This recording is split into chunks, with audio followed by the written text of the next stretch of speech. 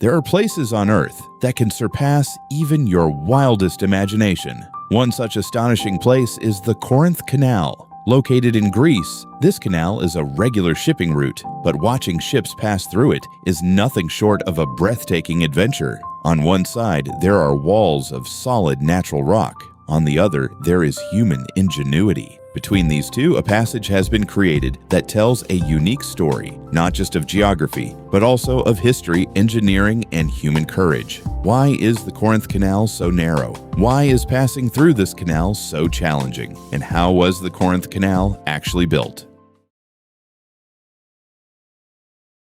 The Corinth Canal is one of the narrowest sea passages in the world. The canal is about 6.5 kilometers long, and at its narrowest point, it is only 68 feet wide. The rocky walls on both sides of the canal rise nearly 300 feet straight upward. Looking at them, it almost seems as if the land was sliced through like a cake with a gigantic knife. Without this narrow canal, ships would have to travel an additional 400 kilometers around the Peloponnese Peninsula of Greece. From above, the canal looks like a crack in the land. But from the deck of a ship, it feels as if the vessel is entering a rocky gorge, while the towering walls on both sides seem to be slowly closing in around it. Because of this narrowness, passing through the canal becomes an extremely thrilling and exciting experience for every ship's passengers. The walls on both sides come so close to the ships that at times the experience can feel almost breathless. Because of the extreme narrowness of the Corinth Canal, it is not suitable for most modern commercial ships. That is why it is mainly used by smaller vessels, tourist boats, and luxury yachts or pleasure boats. Navigating a ship through this narrow passage is truly difficult and risky, especially when large cruise ships pass through. Even a small mistake can lead to a major accident because there is so little space between the ships and the rocky walls. Water flows much faster through this section. As a result, a difference in water pressure develops on the two sides, known as the bank effect. Sometimes, because of this bank effect, ships suddenly begin to move toward one of the walls. At that point, keeping the ship on a straight course becomes extremely difficult for the captain.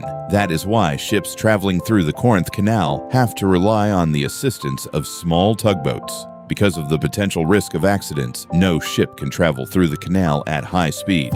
As a result, even covering the canal's 6.5-kilometer length can take anywhere from about half an hour to 1 hour. There are historical reasons behind why the Corinth Canal is so narrow. About 2,000 years ago, during the 1st century AD, attempts were already being made to dig a canal here to connect two seas. But because of the technological limitations of that time, the attempt was unsuccessful. Later, construction began again in the 19th century. After nearly 10 years of hard work, the canal was officially opened in 1893. Although it served as a useful shipping route at the time, it is not at all suitable for today's enormous ships. Built more than a century ago, this canal is still considered a major challenge for ship captains and passengers. Today, it remains one of the most thrilling waterways for modern ships. In the past, when global transportation and communication depended almost entirely on sea routes, there was no alternative to discovering new waterways. At one point, Europeans became desperate to discover a sea route to India.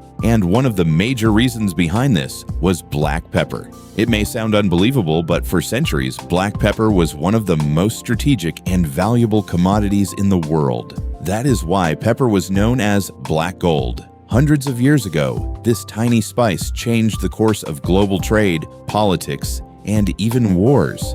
And if you want to know how it changed the course of the entire world and why Europeans came to India in search of pepper, let us know in the comments. Thank you.